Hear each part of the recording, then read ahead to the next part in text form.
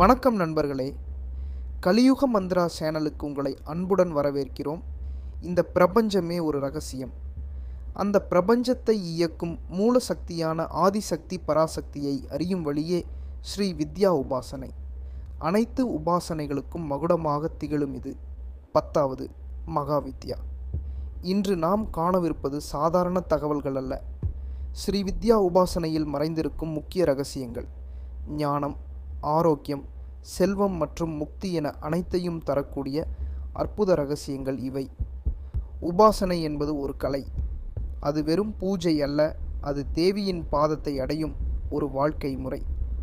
இந்த வீடியோவை முழுமையாக பார்த்து உங்கள் ஆன்மீக பயணத்திற்கு ஒரு புதிய வெளிச்சத்தை பெறுங்கள். ஸ்ரீ சக்கரத்தின் முதல் இரகசியம் அதன் அமைப்பு. இது 9 ஆவரணங்கள், மண்டலங்கள் கொண்டது. இந்த 9 ஆவரணங்களும் மனித உடலின் 9 சக்கரங்களையும் பிரபஞ்சத்தின் 9 நிலைகளையும் குறிக்கின்றன. இதில் திரைலோக்கிய மோகன சக்கரம் முதல் பிந்து ஸ்தானம் வரை ஒவ்வொன்றும் ஒரு தேவியின் ஆட்சியின் கீழ் உள்ளது. ஸ்ரீ சக்கரத்தின் மையப்பகுதியே பிந்து ஸ்தானம். இது வெறும் புள்ளி அல்ல, இதுவே சக்தி மற்றும் சிவத்தின் ஒன்றிணைந்த நிலை. பிந்து ஸ்தானத்தில் தேவி லலிதாவாக 16 கலைகளுடன் அமர்ந்திருக்கிறாள். உபாசகரின் லட்சியமே இந்த பிந்துவை அடைவதுதான். இதுவே உபாசனையின் மிக உயர்ந்த இரகசியம். ஸ்ரீ சக்கரம் 4 சிவ கோணங்களும் மேல்நோக்கிய முக்கோணங்கள் மற்றும் 5 சக்தி கோணங்களும் கீழ்நோக்கிய முக்கோணங்கள் கொண்டு அமைக்கப்பட்டிருக்கிறது. சிவம் என்பது நிலையான பிரம்மம், சக்தி என்பது அதை இயக்கும் ஆற்றல். இந்த முக்கோணங்களின் சரியான விகிதமே உபாசகருக்கு பிரபஞ்ச ஆற்றலை ஈர்க்கும் சாவியாகும். இதில் இருக்கும் மொத்தம் 43 கோணங்கள் உபாசகரின் உடலில் உள்ள 43 முக்கிய சக்தி நிலைகளை குறிக்கின்றன.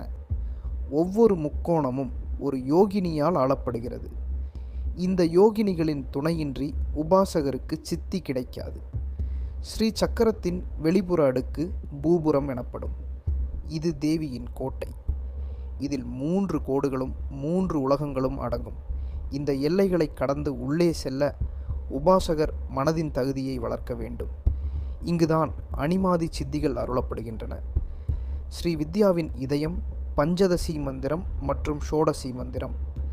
ரகசியம் என்னவென்றால், இந்த மந்திரம் வெறும் ஒலிகள் அல்ல, இது தேவியின் உடல், வாக்கு மற்றும் மனதின் வடிவம்.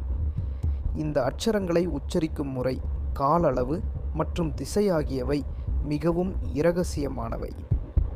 பஞ்சதசியின் 3 பகுதிகள் கூடங்கள் எனப்படும். முதலாவது வாக்பவ கூடம், பேச்சாற்றல் மற்றும் அறிவு. இரண்டாவது காமராஜ கூடம், ஆசை மற்றும் செல்வம். மூன்றாவது சக்தி கூடம், சக்தி மற்றும் முக்தி. உபாசகரின் தேவைக்கேற்ப மந்திரத்தை உச்சரிப்பதில் கவனம் மாறுபடும். இதுவே குரூபதேசமில்லாமல் அறிய முடியாத முக்கிய இரகசியம். இந்த மந்திரத்தில் பயன்படுத்தப்படும் கூடஸ்ய எழுத்துக்கள் சாதாரண சமஸ்கிருத எழுத்துக்கள் அல்ல. ஒவ்வொரு எழுத்தும் ஒரு மகாபூதத்தையும் ஒரு தத்துவத்தையும் குறிக்கிறது. உதாரணமாக, கே என்பது ஆகாயம், இல் என்பது பூமி. மந்திரத்தை உச்சரிக்கும் போது பஞ்சபூதங்களின் கட்டுப்பாட்டை நாம் பெறுகிறோம். மந்திர ஜபத்திற்கு முன் செய்யப்படும் பூத சுத்தி மற்றும் கரசுத்தி இரகசியங்கள். இது நமது உடலை மந்திரத்தை ஏற்க தகுதிப்படுத்துவது. இந்த சுத்திகரிப்பு முறைகளில் நம் உடலை பஞ்சபூதங்களில் கரைத்து தேவியின் வடிவாக மாற்றுவதே முக்கிய நுட்பம்.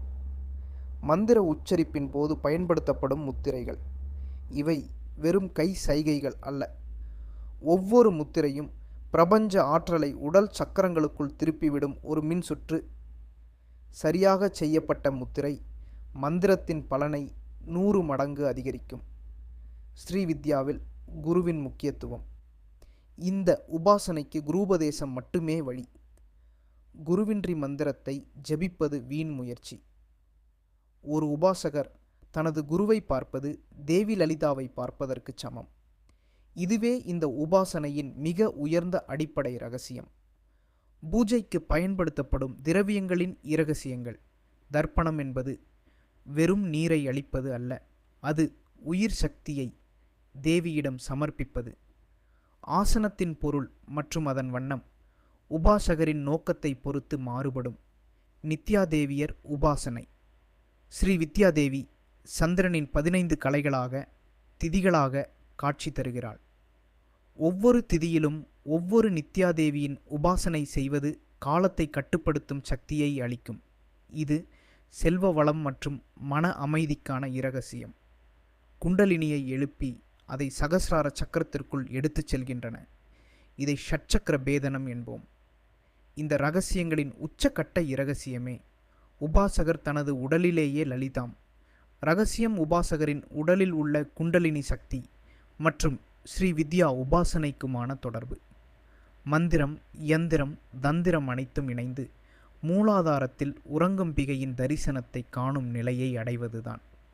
இதுவே முக்திக்கு வழி. ஸ்ரீ வித்யா உபாசனை கடல் போன்றது.